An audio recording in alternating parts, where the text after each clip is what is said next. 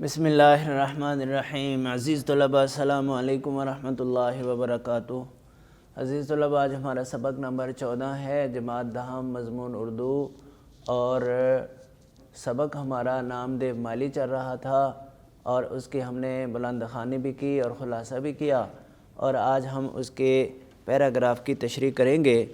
Paragraph کی تشریح کرواتے ہوئے ہر دفعہ میں آپ کو یہی بات بتاتا ہوں کہ کسی ایک پیرے کو نہ دیکھنا ہے نہ اسے یاد کرنا ہے، بلکہ تشریح کا طریقہ سیکھ لیں اور پھر جو بھی کوئی پیرا ہو اس کو آپ آسانی سے کر سکیں گے۔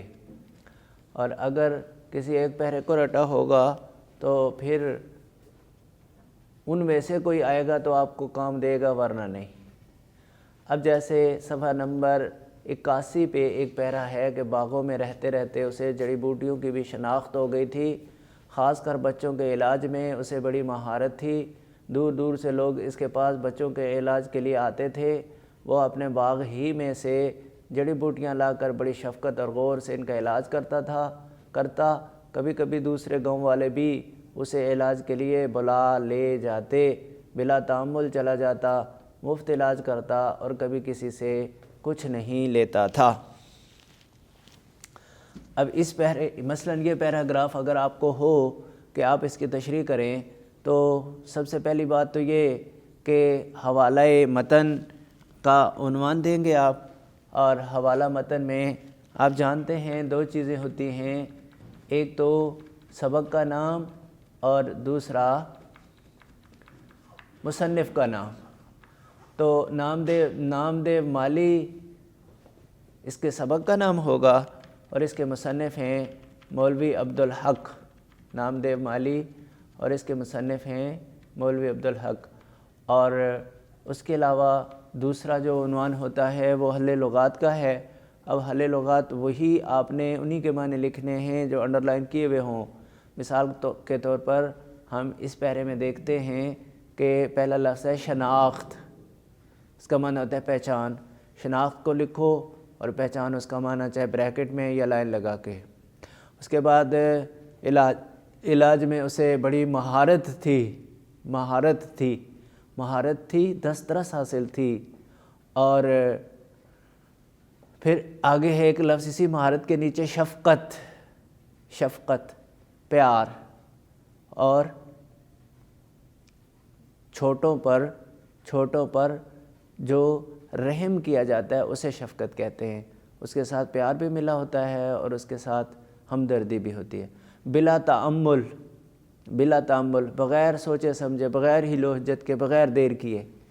تو یہ اس طرح سے آپ نے ان کے معنی لکھنے ہیں، اور اس کے بعد پھر آپ نے تشریح کا عنوان دینا ہے، اور تشریح کے عنوان میں سب سے پہلے آپ نے لکھنا ہے کہ تشریح طلب پیراگراف۔ یہ جو تشریح طلب کی اصطلاح ہے یہ کوئی بچوں کوئی مشکل یا کوئی اتنی اجنبی نہیں ہے، بلکہ تشریح طلب اس پیرے کو کہتے ہیں جس کی تشریح آپ سے طلب کی جا رہی ہے، جس کی تشریح کرنے کے لیے آپ کو کہا جا رہا ہے۔ تو جب ہم اس سے پہلے کی بات کریں گے تو ہم کہیں گے کہ تشریح طلب پیراگراف سے پہلے۔ اب اس سبق میں تشریح طلب پیراگراف سے پہلے مصنف کیا کہہ رہے تھے؟ مصنف نامدیو مالی کے بارے میں بتا رہے تھے کہ وہ اپنا کام بڑی فرض شناسی کے ساتھ کرتا تھا، اور بسا اوقات وہ کہتے ہیں کہ میں اسے اگر دیکھتا تو میں حیران بھی ہو جاتا کہ وہ اپنے پودوں سے اسی طرح پیار کرتا تھا جس طرح اپنے بچوں سے کیا جاتا ہے، اور شاید اس کی وجہ یہ بھی تھی کہ اس کے بچہ کوئی نہیں تھے۔ وہ کبھی کسی بھی پودے کے سامنے اس کو پانی دیتا، پھر اسے جھاڑتا بہارتا، پھر اس کو صاف ستھرا ہو کر ذرا دور سے دیکھتا، پھر خوش ہوتا، پھر دیکھتا۔ تو اس طرح سے یعنی وہ اپنے کام کے اندر اس کی جو لگن تھی وہ لگن کہتے ہیں کہ مجھے بہت بھائی، اور پھر میں نے اسے انعام بھی دینا چاہا لیکن اس نے نہیں لیا۔ اور اس کے بعد پھر ایک نامدیو مالی ہی کی ایک صفت تشریح طلب پیراگراف میں بیان کر رہے ہیں۔ وہ یہ کہتے ہیں کہ چونکہ باغات میں تو وہ رہ ہی رہا تھا اور بڑی مہارت سے اپنا کام بھی کر رہا تھا، تو ظاہر بات ہے کہ باغات میں جڑی بوٹیاں بھی ہوتی ہیں، اور بہت سی جڑی بوٹیاں مختلف بیماریوں کے لیے بھی استعمال ہوتی ہیں۔ تو یہ بات بھی اس کے تجربے میں آ گئی ہوئی تھی، اور وہ بچوں کے علاج خاص طور پر بڑی شفقت سے ان جڑی بوٹیوں سے کیا کرتا تھا۔ اپنے گاؤں کے لوگ بھی اس سے علاج کرواتے تھے اور دور دراز کے لوگ بھی آ کر اس سے علاج کرواتے تھے۔ وہ مفت علاج کرتا تھا، اور اگر کہیں جانا پڑے تو حیل و حجت کے بغیر ہی بلا تأمل جو آئے اس کے ساتھ چل دیا۔ تو اس طرح سے وہ پرصفات آدمی تھا۔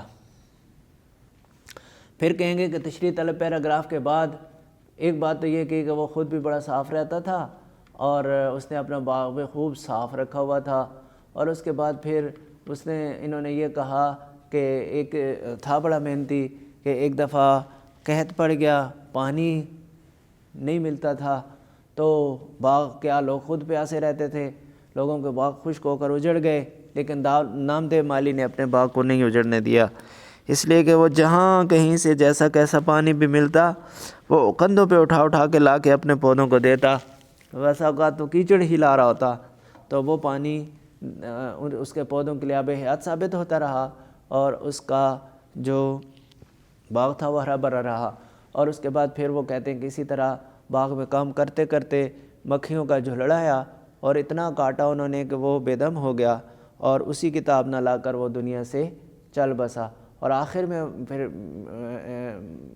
مولوی عبدالحق کی مصنف یہ کہتے ہیں کہ آدمی کمال تک، آدمی کے اچھا ہونے کی خوبی یہ ہے کہ وہ اپنی صلاحیت کو کمال تک پہنچائے۔ اب کمال تک تو کوئی پہنچا نہیں سکتا، اس لیے کہ انسان ہے ہی ناقص، تو کم از کم اس کی کوشش ضرور کرے۔ تو اس انداز میں بچوں آپ نے اس کی تشریح کرنی ہے، اور جو بھی کوئی پیرا آئے خلاصہ آپ کو یاد ہوتا ہے، اس سے پہلے کی چند باتوں سے اسے جوڑ دیں، اس کے بعد کی چند باتوں سے اسے جوڑ کر پیرے کو ایکسپلین کر دیں، تو یہ آپ کی ایسی تشریح ہوگی جسے کوئی بھی کمی والی تشریح یا ناقص تشریح نہیں کہے گا۔ اللہ آپ کا حامی و ناصر ہو۔ والسلام علیکم ورحمۃ اللہ وبرکاتہ۔